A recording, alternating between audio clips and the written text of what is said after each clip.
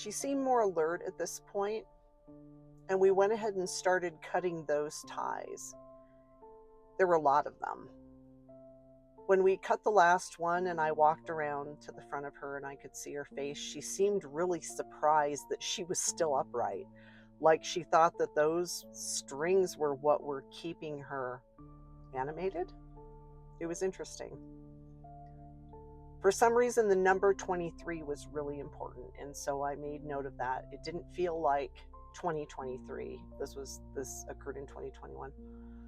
It felt like something important about the age 23 or around her early 20s. And we started doing energy work on her. After we do these types of energy work sessions, I thought we were doing a soul retrieval. It kind of ended up being both. When we do soul retrievals, oftentimes we'll do energy work if it's necessary. That sort of helps the person reintegrate it. And yes, I realize how utterly insane this sounds. Go with me for a minute.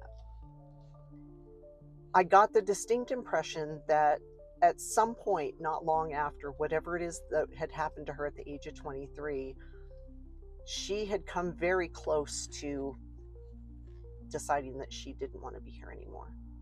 It wasn't just one of those, wow, I'm really depressed and things are shitty and I just don't want to be here anymore. It was a decision that she seriously considered and eventually rejected. But she didn't reject it because she realized her life had value. She rejected it because of other people. It will upset somebody. Who will take care of so-and-so, even if it was just her dog, if I'm gone?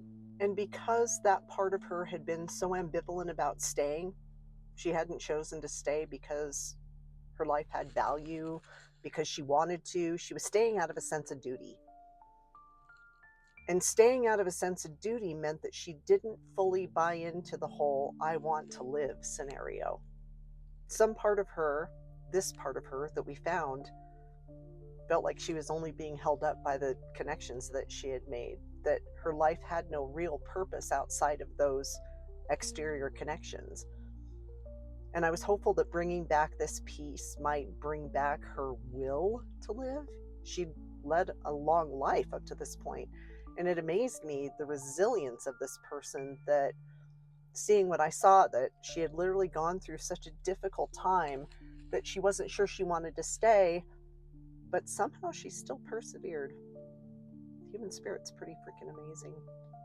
Whatever it was that had happened to her around that age had also affected her ability to accept love. Something about her, whatever that initial pain was, the trauma that had caused this piece to break off, meant that from that point moving forward, she didn't feel as though she were worthy of love. And so she had a really hard time really truly connecting with people and attaching. Despite all those attachments she had to her back.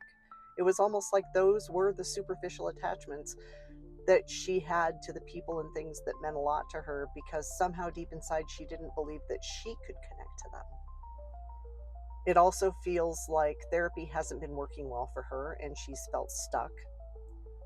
Clearing away some of this old excess energy that's negative tends to make those types of things work a little bit better.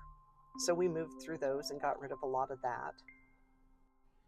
I didn't know what she did for a living, but I felt like she had a really hard time grounding. Whatever it is that this trauma represented, she would maybe go have energy work or go get a massage, and she would feel connected and grounded for a brief amount of time, but I kept seeing her like a helium balloon that's almost out of air, how they kind of float above the ground and then they sort of drift off.